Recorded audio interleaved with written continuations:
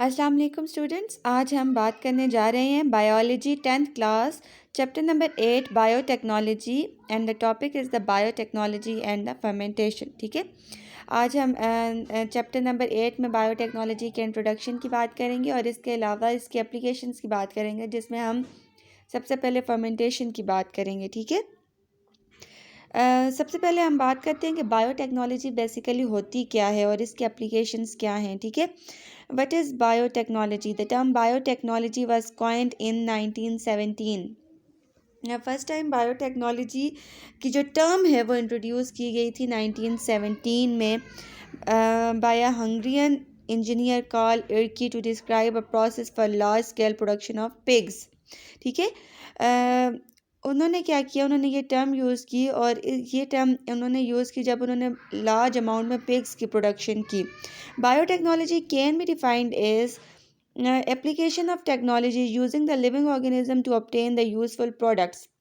Biotechnology एक ऐसा process है जिसमें लिविंग ऑर्गेनिजम्स के बेनिफिट के लिए या ह्यूमंस की बेनिफिट के लिए बहुत सारे प्रोडक्ट्स तैयार किए जाते हैं। ठीक है, अच्छा, अगर हम इसकी फर्दर डेफिनेशंस की बात करें तो biotechnology is the application of biological application systems और processes to manufacture and service industries। British bacteriologist biotechnologist. ठीक है, अब बायोटेक्नोलॉजी जो है वो एक ऐसी एप्लीकेशन है बायोलॉजिकल ऑर्गेनिज्म या सिस्टम या प्रोसेस की जहाँ पे बहुत प्रोडक्ट्स जो है वो मैन्युफैक्चर किए जाते हैं इंडस्ट्रीज़ के लिए भी।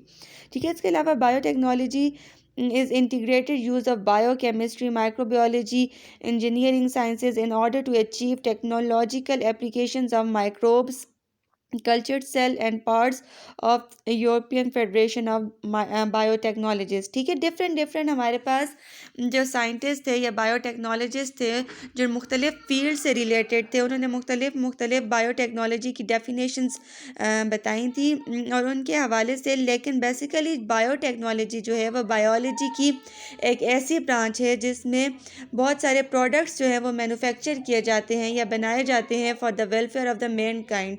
मोस्टली फूड डिमांड्स को पूरा करने के लिए ये जो टर्म है बायोटेक्नोलॉजी से यूज़ किया गया था। फिर 1944 में इस पे काम स्टार्ट कर दिया गया था। ठीक है, 1970 में डीएनए ऐसा जेनेटिक मटेरियल जो है वो अप्रूव्ड हो गया था।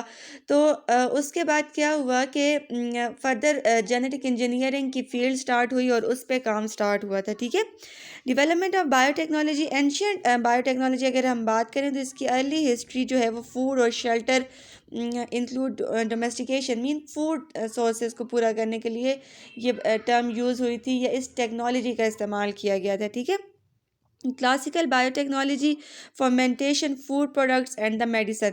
क्लासिकल बायोटेक्नोलॉजी में फर्मेंटेशन फूड प्रोडक्ट्स या मेडिसिन वगैरह के बारे में बताया जाता है। ठीक है, और मॉडर्न बायोटेक्नोलॉजी में manipulate genetic information in an organism या जेनेटिक इंजीनियरिंग।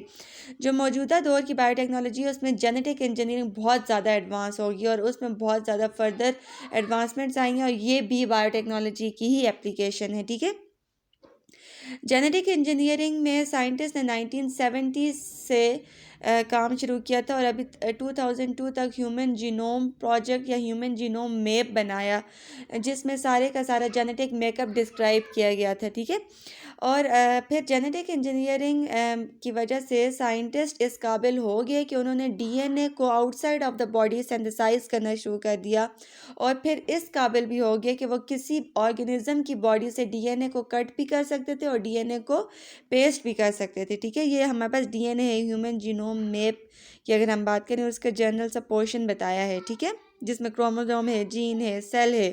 ठीक है, modern biological process genetic engineering. It is an in vitro DNA technology used to isolate genes from the organism, manipulate them in laboratory, and, as per desire, and insert them into other cell or system for the specific character. It is also known as the gene cloning। इसकी अगर हम बात करें genetic engineering में तो genetic engineering एक ऐसा process है बायोटेक्नोलॉजी का जिसमें कोई भी डिज़ायर्ड जीन को आइसोलेट किया जाता है एंजाइम्स की मदद से बॉडी के अंदर से, ठीक है। उसके बाद उसे कल्चर या ग्रो किया जाता है और किसी दूसरी की बॉडी में डाल दिया जाता है, ठीक है। जहाँ पे आप चाहते हैं कि वो डिज़ायर्ड जीन हो, उस इस प्रोसेस को जेनेटिक इंजीनियरिंग भी कहा जाता है और जीन क्लोनिंग भी कहा जाता है, ठीक है। इसके अलावा बहुत सारे प्रोडक्ट्स बनाएंगे जिसमें इंसुलिन भी एक प्रोडक्ट थी। इंसुलिन आपको पता है, इंसुलिन ब्लड के अंदर ग्लूकोज लेवल को मेंटेन करती है और इंसुलिन भी बायोटेक्नोलॉजी की एक इन्वेंशन है या एक डिस्कवरी है, ठीक है। आर्टिफिशियल इंसुलिन प्रोड्यूस की गई। इसके अलावा बायोटेक्नोलॉजी की एक ब्रांच या आप कह सकते हैं कि एप्लीकेशन है जिसे फर्मेंटेशन कहा जाता है। फर्मेंटेशन टेक्नोलॉजी की हम बात करते हैं। फर्मेंटेशन एक ऐसा प्रोसेस है जिसमें माइक्रो ऑर्गेनिजम्स की मदद से लार्ज स्केल में बहुत सारे प्रोडक्ट्स प्रोड्यूस किए जाते हैं to carry out important chemical transformations, ठीक है। मुख्तलिफ बेकरीज वगैरह में फर्मेंटर यूज़ किया जाता है और माइक्रो ऑर्गेनिज़म फूड पे ग्रो किया जाता है और जिससे मुख्तलिफ चीज़ें बनती हैं, जैसे दूध से दही बनता है, बाकी अगर मुख्तलिफ चीज़ें पिकल है, ब्रेड है, योगर्ट है, ये सब चीज़ें जो है ये फर्मेंटेशन की वजह से बनती हैं और माइक्रो ऑर्गेनिजम्स इन्वॉल्व होते हैं इसमें। The science of fermentation is known as zymology. Fermentation की साइंस को जाइमोलॉजी या जाइमोलॉजी कहा जाता है, ठीक है। अब फर्मेंटेशन जो है एनारोबिक रिस्पायरेशन में भी आता है। एनारोबिक रिस्पायरेशन क्योंकि माइक्रो ऑर्गेनिजम्स में होती है और फर्मेंटेशन में भी माइक्रो ऑर्गेनिजम्स इन्वॉल्व हैं, इस वजह से ये दोनों रिलेटेड हैं, ठीक है। हमारे पास fermented no living yeast cell in a mixture of 1907 Nobel prize in the Edward.